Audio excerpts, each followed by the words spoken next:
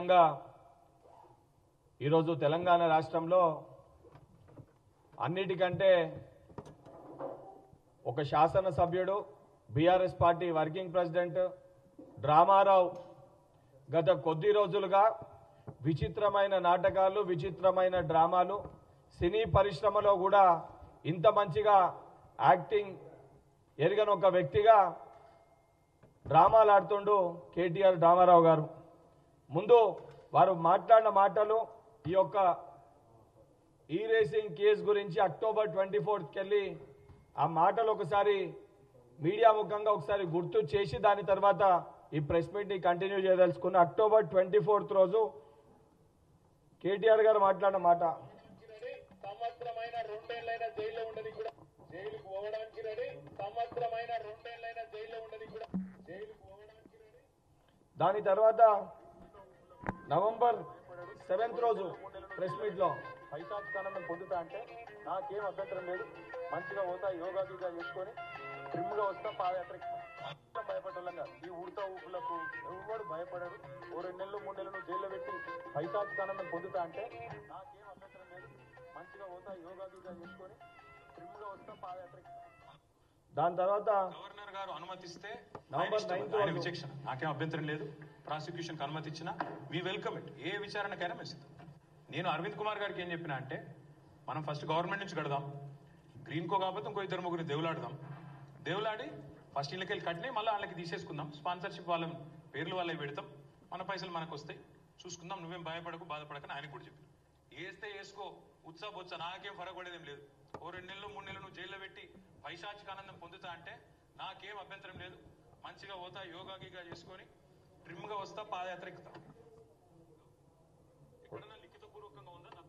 మొదటి రోజుకెళ్ళి ఈ విషయం బయటికి వచ్చిన మొదటి రోజుకెళ్ళి కూడా అక్టోబర్ 24th రోజు, నవంబర్ 7th రోజు, నవంబర్ 9th రోజు, ఆఖరికి శాసనసభలో, శాసన మండలి సభలో రైతుల అంశాలపైన, తెలంగాణ ప్రజల సంబంధించిన అంశాలపైన చర్చ పెడదామంటే మాకు ఆ చర్చ కూడా ముఖ్యం కాదు. మా బాసు, మా చిన్న దొర లేదా మా ఏదో పార్టీ వర్కింగ్ ప్రెసిడెంట్ ఆ జైల్లో పెట్టాలనుకుంటారు, మాకు ఈ అంశమే ముఖ్యమని చెప్పి వాళ్ళ పార్టీ ఎమ్మెల్యేలు, వాళ్ళ పార్టీ నాయకులు మొత్తం కూడా అసలు ఏమి తప్పే చేయలేదు, తప్పే ఎరగలేదు, సత్య హరిశ్చంద్రుడు అనే విధంగా అందరు కూడా మాట్లాడి డ్రామాలు ఆడి అసలు ఇదో చిన్న కేసే కాదు, నేను ఎటువంటి తప్పే చేయలేదు, భయపడు దేనికి, అసలు నేను చాలా కరెక్ట్గా చేసిన, అన్ని సక్రమంగా చేసిన, పెడితే పెట్టుకోండి జైల్లో, నేను జైలుకు పోయి స్లిమ్ అయ్యి వస్తా, ట్రిమ్ అయ్యి వస్తా, యోగా చేస్తా, అనేకమైన మాటలు మాట్లాడి గవర్నర్ గారు అనుమతిస్తే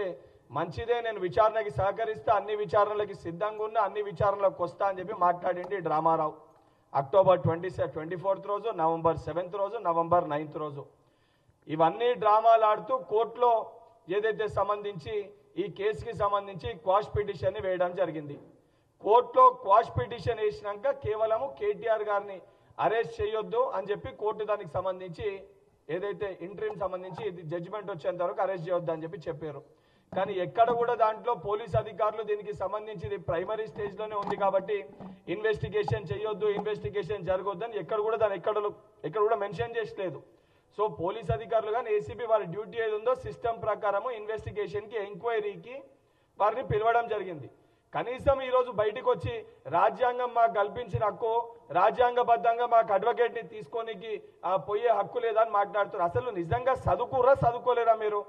అరెస్ట్ అయినాక అరెస్ట్ చూపిస్తే దాని తర్వాత మిమ్మల్ని ఎంక్వైరీ చేసినప్పుడు కస్టడీలో తీసుకుంటే అప్పుడు అడ్వకేట్ పరిధిలో మిమ్మల్ని కస్టడీలో తీసుకోవాల్సిన అడ్వకేట్ ఇంటర్ఫియరెన్స్ అప్పుడు అవసరం ఉంటుంది.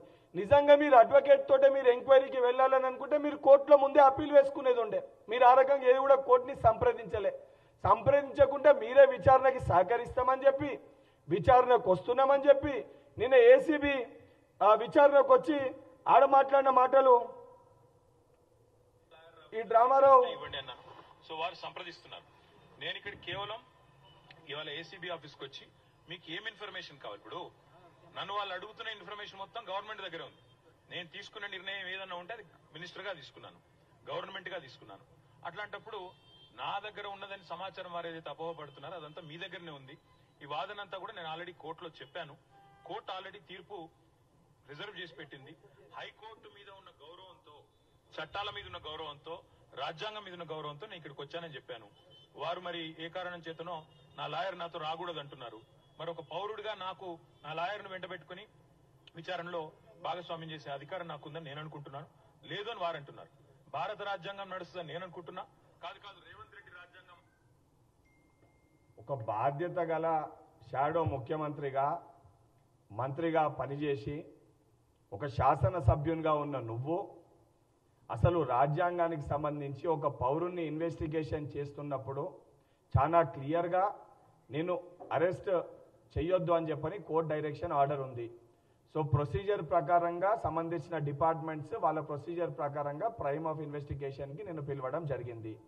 పిలిచిన క్రమంలో ఎక్కడ కూడా నువ్వు కోర్టుని అడగడానికి నేను అడ్వకేట్ తోని వెళ్తాను, లేదా అడ్వకేట్ లేకపోతే రాను, ఎక్కడ కూడా నువ్వు అప్పీల్ వేసుకున్న పరిస్థితి కూడా లేదు.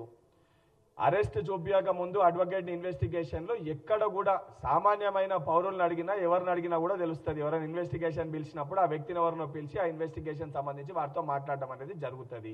ఆ కనీస అవగాహన లేకుండా ఏదో వెళ్ళి, అంటే మీరు అధికారంలో ఉన్నప్పుడేమో ఇంజనీర్లు మీరే అయినరు, డాక్టర్లు మీరే అయినరు, ఏ బిల్డింగ్ కట్టాలన్నా, ఏ ప్రాజెక్టు తీసుకురావాలన్నా, ఏ స్కీమ్ తీసుకురావాలన్నా 80,000 పుస్తకాలు చదివిన అపారమైన జ్ఞానము, అపారమైన మేధావులు మేము, మా కుటుంబము, మా అక్క, మా చెల్లె, మా బావ బామ్మర్దులు మేము తప్ప ఎవరు లేరు అనుకున్న మీరు ఈరోజు విచారణకు సంబంధించి అంత జ్ఞానం ఉన్న మీరు విచారణకు వెళ్ళి సహకరించి ఏమి తప్పు చేయకపోతే అదొక చిత్తో బొత్తో చిన్న కేసు అని మాట్లాడిన నువ్వు ఎందుకు విచారణకి సహకరించలేదు?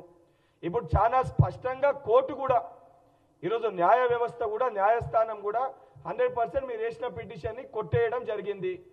కేటీఆర్ గారు మీకు సూటిగా ఒక విషయం అడుగుతున్నా, నిజంగా మీరు తప్పు చేయకపోతే, మీరు అనే విధంగా మీరు తప్పు చేయకుంటే అన్ని సక్రమంగా మీరు చేసి ఉంటే బహుశా మీకు 100 కోట్లు, 1000 కోట్లు, 1,00,000 కోట్లు మీరు సంపాదించుకున్న దాంట్లో మీకు 55 కోట్లు పెద్దగా కనిపించట్లేదేమో మీకు, మీ బీఆర్ఎస్ పార్టీ నాయకులకి. కానీ ఆ 55 కోట్లు తెలంగాణ ప్రజల సొమ్ము, తెలంగాణ ప్రజల సొమ్ముని ప్రొసీజర్ ప్రకారంగా కాకుండా హైదరాబాద్ బ్రాండ్ ఇమేజ్ పెంచనీకి చేసిన అని చెప్తూ, ఏదైతే మీ నాన్నగారు మీకు ఇచ్చిన ఆస్తి అదన్నట్టు, హెచ్ఎండి ఏదో మీ నాన్నగారు మీకు కట్టబెట్టిన ఆస్తి అన్నట్టు భావిస్తూ, అధికారులని నేనే ఆదేశించిన, అధికారులది ఏమీ తప్పు లేదని ఒకవైపు ప్రెస్ మీట్లో మాట్లాడుతూ, మళ్ళీ మీరు కోర్టులో వేసిన పిటిషన్లోనేమో నాకేం సంబంధం, నేను మంత్రిని, అధికారులు చూసుకోవాలేదంతా అని చెప్పి మాట్లాడతారు. డ్రామారావు నేను సూటిగా ఒకటి అడుగుతున్నా, బాధ్యత గల శాసనసభ్యునిగా ఈ డ్రామాలు ఆపి ఏదైతే సంబంధించి విచారణకి సహకరించి నిన్ను నువ్వు నిర్పరాధిగా తప్పు చేయలేదని చెప్పి ప్రూవ్ చేసుకొని తర్వాత బయటికి వచ్చి మాట్లాడాలి. ఇవన్నీ కాకుండా విచారణకి వెళ్లకుండా, విచారణకి సహకరించకుండా ఏదైతే గందరగోళ పరిస్థితి క్రియేట్ చేసి ఒక పొలిటికల్ స్టంట్ వేసి ఒక డ్రామా చేసి రాజకీయ లబ్ధి పొందే ప్రయత్నం చేస్తుండు కల్వకుంట్ల తారక రామారావు గారు. నిజంగా మీకు చిత్తశుద్ధి ఉంటే మీరు తప్పు చేయకపోతే విచారణకి మీరు హాజరై విచారణకి సహకరించాలని చెప్పి డిమాండ్ చేస్తున్నాను. దానితో పాటు ఏసీబీ అధికారులకు కూడా ఈ డ్రామారావు ఎంక్వైరీకి రమ్మంటేనే వస్తలేడు, రేపు పొద్దున ఇతర దేశాలకి పారిపోయే ఒక పరిస్థితి కూడా రావచ్చు. అందుకే ఈ డ్రామారావు పాస్పోర్ట్ ని కూడా సీజ్ చేయాలని చెప్పి ఏసీబీ అధికారులకి నేను కోరుతున్నాను. ఈ డ్రామారావు ఇప్పటికే ఏదైతే సంబంధించి వచ్చి దాంట్లో ఎంక్వైరీకి రమ్మంటే వచ్చకుండా అనేకమైన నాటకాలు ఆడుతుండు. అందుకే ఈ డ్రామారావు పాస్పోర్ట్ ని కూడా సీజ్ చేయాలని చెప్పి ఏసీబీ అధికారులని కోరుతున్నాను. బీఆర్ఎస్ పార్టీ నాయకులకు కూడా ఏదైతే సంబంధించి ప్రజలు మిమ్మల్ని వారి సమస్యలపైన కొట్లాడనీకి బీఆర్ఎస్ పార్టీలో కూడా ఎమ్మెల్యేని ఎన్నుకోవడం జరిగింది. అవన్నీ పక్కన పెట్టి కేసీఆర్ గారికో, కేటీఆర్ గారికో, కల్వకుంట్ల కవితకో, హరీష్ రావు గారికో కేవలం ఆ కుటుంబం కోసం, ఆ కుటుంబ సమస్యల కోసం, ఆ కుటుంబం తెలంగాణ ప్రజల సొమ్ముని దోచుకుంటే ఆ కుటుంబానికి అండగా నిలబడతారా, లేకపోతే ఇది దొంగలని కటకటాల్లో నెట్టాల్సిన అవసరం ఉందా లేదా? మీరు కూడా బీఆర్ఎస్ పార్టీలో ఉన్న శాసనసభ్యులు ఒకసారి పునరాలోచించుకోవాలని చెప్పి వారిని కూడా కోరుతూ, ఏదైతే నిజంగా కేటీఆర్ నువ్వు తప్పు చేయకపోతే విచారణకి సహకరించాలని చెప్పి డిమాండ్ చేస్తున్నాను.